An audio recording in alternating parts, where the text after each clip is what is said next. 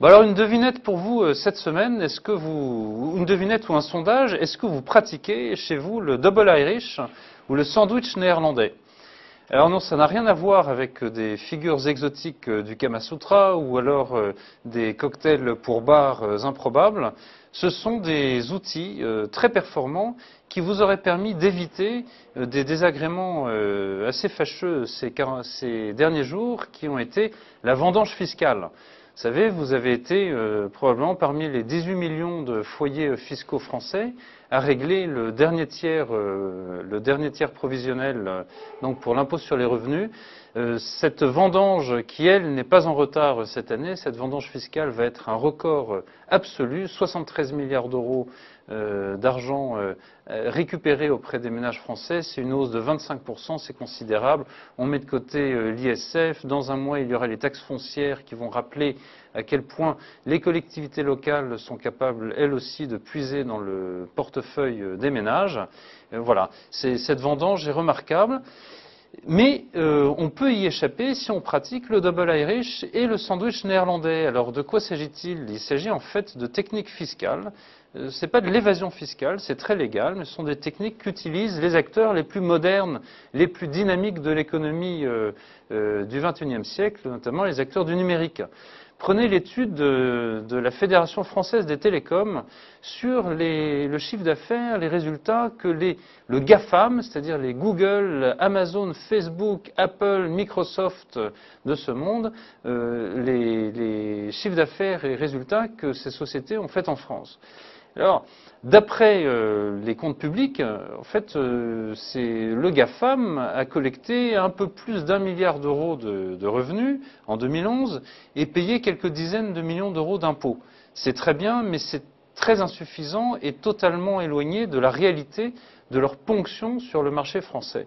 Cette ponction, en 2011, elle a été d'environ 8 milliards d'euros en termes de chiffre d'affaires, et les impôts sur les sociétés que le GAFAM aurait dû payer se chiffrent à plus de 800 millions d'euros, et on met aussi de côté la TVA, qui aurait dû être réglée à hauteur de plusieurs centaines de millions d'euros. Comment est-ce que ces sociétés évitent, en fait, de payer l'impôt, contrairement aux ménages français, contrairement aux consommateurs français, contrairement aussi aux artisans, aux commerçants, aux PME françaises? Notamment, la TVA va être relevée de 7 à 10% sur les artisans. Elle va passer à 20% pour les consommateurs, pour la TVA. Comment est-ce qu'on l'évite? Eh bien, en fait, en passant par les paradis fiscaux de l'Union européenne, de façon tout à fait légale. Ces paradis fiscaux, ils existent à peu près partout, mais en particulier en Irlande et aux Pays-Bas. Ils permettent, par des montages astucieux, en fait, d'éviter de payer la TVA, d'éviter de payer l'impôt ou de finir, en fait, par payer des sommes ridicules. Alors, il y a beaucoup d'entreprises qui le font, hein, pas uniquement le GAFAM, on ne donnera pas de nom, mais il y a parmi les entreprises ayant notamment l'État français à leur capital qui s'installent à Amsterdam pour payer moins d'impôts.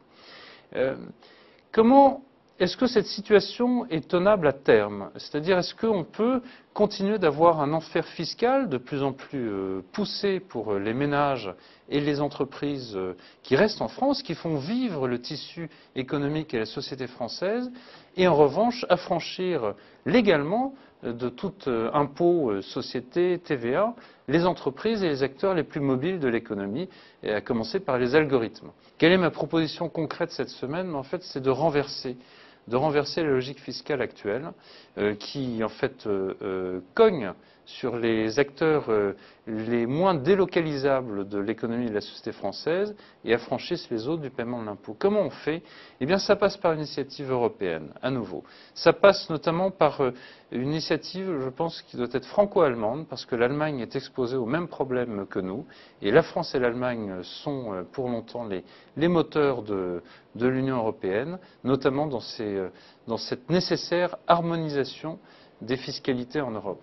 Il ne s'agit pas de multiplier les enfers fiscaux, d'avoir un enfer fiscal dans toute l'Europe comme cela existe aujourd'hui en France, mais vraiment d'harmoniser et de fermer, tout simplement fermer les possibilités d'évasion, ou en tout cas d'évaporation fiscale qu'offrent aujourd'hui les paradis que sont l'Irlande, les Pays-Bas, mais aussi la Grande-Bretagne avec la City de Londres, avec les îles Vierges britanniques, Jersey, etc.